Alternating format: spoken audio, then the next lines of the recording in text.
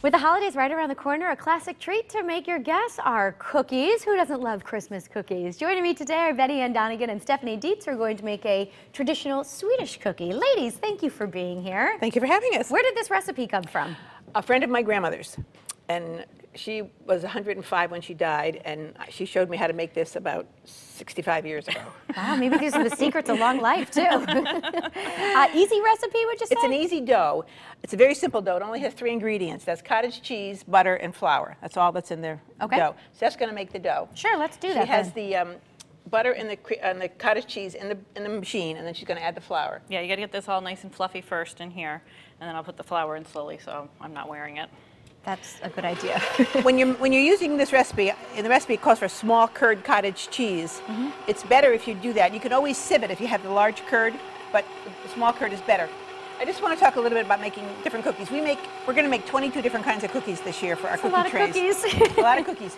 And if you want to make a cookie tray, what you have to do is have all different kinds of cookies. You can't make pressed cookies and make them different colors and think it's all different. No, you need variety. You need variety. There's basically 6 different kinds of cookies. You know, there's pressed cookies, bar cookies, there's rolled cookies, there's drop cookies, there's sliced cookies, there's cutout cookies. This cookie is a rolled dough. And if you had 6 cookies and they were all like this that were fussy, you'd want to shoot yourself.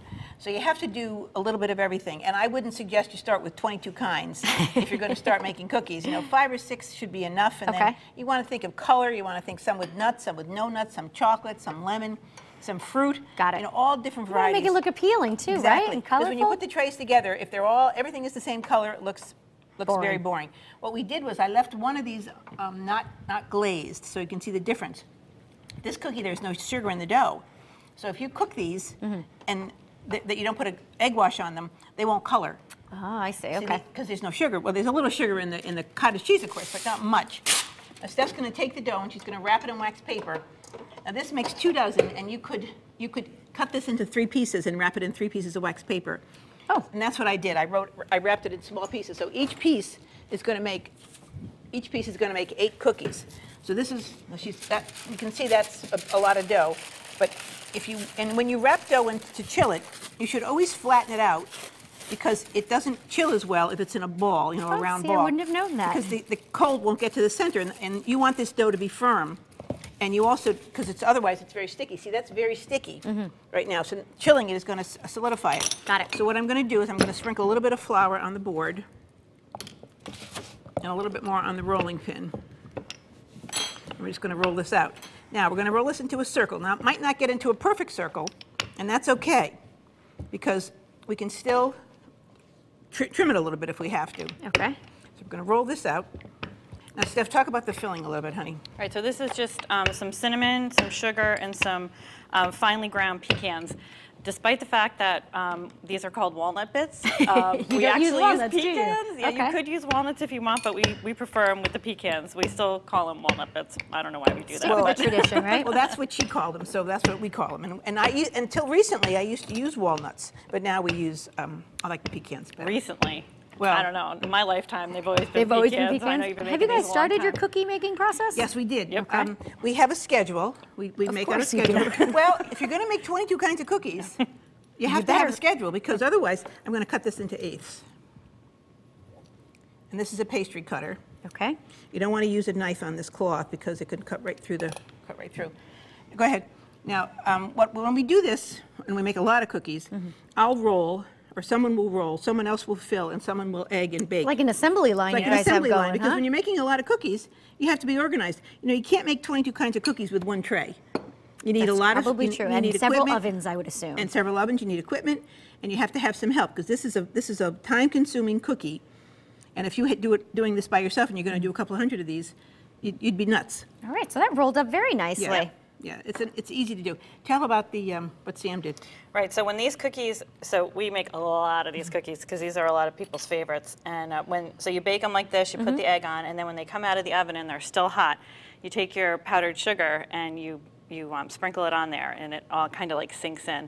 My cousin was helping us one year, and we had the whole entire kitchen covered with these, all hot out of the oven. And she took flour instead of the powdered sugar. She wasn't invited It back, covered the was whole she? thing. The flour was in the sifter, and she Yeah. thought it was confectioner sugar that was in the What did sifter. you do? We went into cookie crisis mode and got about every pastry brush we could think of, and Just just tried to get it off? Yeah, really, and it was fine. Christmas was saved, so it was okay. We still, Crisis averted. Yeah. we still tease her about it, but Yeah. oh my gosh. I'm sure she's going to love that everybody in the world knows about this story now too. My daughter wrote a story about it, and she said, no, Aunt Bet, it's sugar, it's sugar. I said, no, honey, it's flour. Oh my goodness. Wow, so you just roll these up. How long do we bake these for now? About 20 minutes. Okay. And then Steph's going to egg them. And this is an egg wash. This is just one egg with a little bit of milk or cream or whatever you have. You can even use water. And you see, it's got to be all together so the yolk isn't streaky. Okay. And then this is what they look like. And they're when baked. beautiful. Now And then you this- put flour on top. Yeah. See, this is the one that we didn't egg, just so you can See see the the difference? difference, See the and the difference, shininess. Yeah. See how there's no shine and there's no real color? You need the egg. You need the egg. Yeah. Well, Yeah. It doesn't make it taste any different. It Just looks pretty. better. Yeah. So now you can taste one with the. That's fantastic. Ladies, I love this. Oh, wow. Those are fantastic. Isn't that good? Yeah. Very They're good. light. You can eat a lot of them. Good.